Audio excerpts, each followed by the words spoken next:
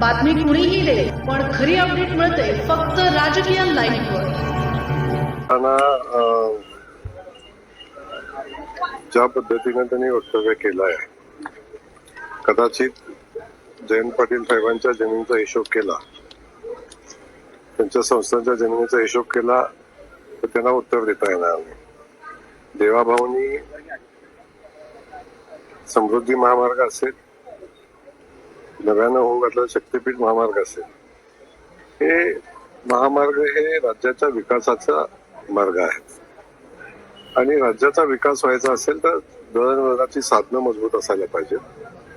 त्यासोबत महाराष्ट्रातले सगळे शक्तीपीठ आपले त्याच्यावर महाराष्ट्राचा प्रचंड श्रद्धा आहे जनतेची. ती शक्तीपीठ जोडण्याचं काम आहे शक्तीपीठाच्या माध्यमातून होईल.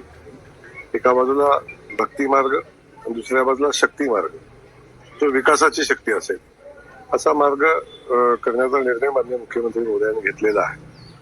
अशा विकासाच्या कामाला मदत करण्याऐवजी, विकासाच्या कामात सहयोग देण्याऐवजी ज्या पद्धतीनं विकासाच्या कामाला अडथळा आणण्याचा प्रयत्न ते लोक करतात, हे योग्य नाही.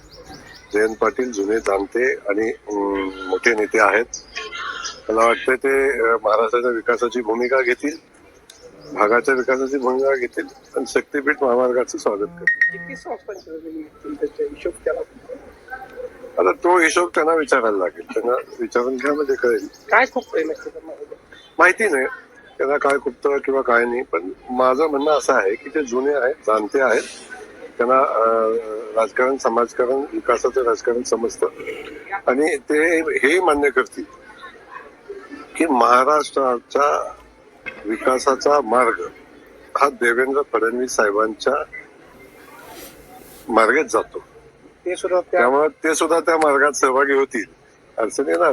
राजकीय घडामोडींचं सर्वात वेगवान अपडेट फक्त इथेच राजकीय लाईव्हवर. आमच्या YouTube चॅनलला लाईक, शेअर, सबस्क्राईब करा आणि रहा राजकारणाच्या रणभूमीवरील थेट नजरेत.